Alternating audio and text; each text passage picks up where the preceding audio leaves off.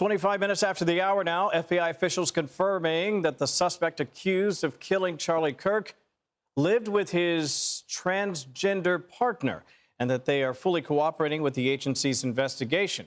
According to law enforcement, Tyler Robinson's partner showed agents Discord messages about leaving and retrieving a rifle, engraving bullets, and changing outfits. Fox News contributor and criminal defense attorney Josh Ritter joins us now. Great to have you with us, my friend. I just want to share just a bit about the alleged shooter. A lot of people are learning bits and pieces as we show the wall here. Yes, 22-year-old Utah native described as quiet and very smart, but I want to draw your attention to the lower right there in white.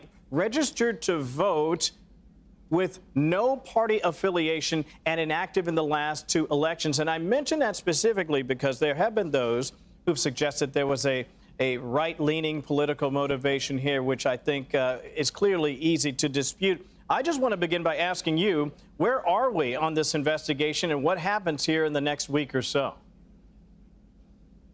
Breaking developments tonight in the Charlie Kirk assassination case. The FBI has released new details about the suspect and his personal life information that could shed light on possible motives behind this shocking crime. It's still early on, but they've already got a tremendous flood of information. I mean, we're starting to learn about these messages. Obviously, the roommate or partner is going to be a wealth of information to find out. I think first they want to know how much planning went into all of this, and then they're going to be very concerned with motive. There's been a lot of speculation about motive, what could have compelled him to commit this kind of horrendous assassination. We had some insights from the inscribings on the bullet casings.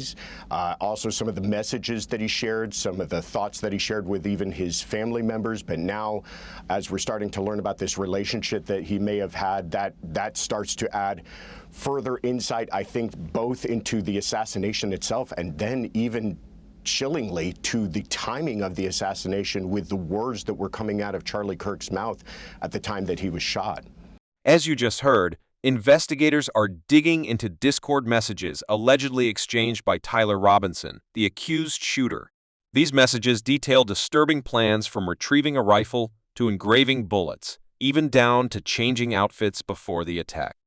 Yeah, one of the questions right around the time that the shot rang out was about transgender violence. Is there a nexus there that we can sort of draw some connection between that and the fact that the alleged shooter is involved with a transgender person? I think it's easy to draw, connect those dots. I mean, if he was involved in a relationship and that was something compelling him to have these hateful feelings towards Kirk, to me, there seems to be an absolute connection between the timing of the shooting itself and the fact that he's making it, this is a public assassination. He wanted him to be shot in front of people, voicing his feelings, and it looks like he may have waited into the exact moment. Speculation about motive is at the center of this case. Ritter explains that bullet inscriptions, online messages, and even family conversations could all provide key insight into what drove Robinson to commit such a heinous act. That the message coming from Kirk's mouth was something he wanted to make a statement about. Yeah, something we have to keep a very, very close eye on. Let's just say this real quickly, 15 seconds. Ryan Ruth, where do you imagine this goes from here, especially now that we're learning more about where he was set up and how he stalked, in effect, the president? Prosecutors have done a tremendous job in spite of kind of the difficulties of dealing with Ruth representing himself, and in spite of the kind of, just craziness, quite frankly, that brings to the proceedings. They've kept their eye on the ball, and I expect them to continue to do that throughout the trial. The great Josh Ritter joining us this morning. Josh, thank you as always. I appreciate your knowledge and your time. Have a good weekend.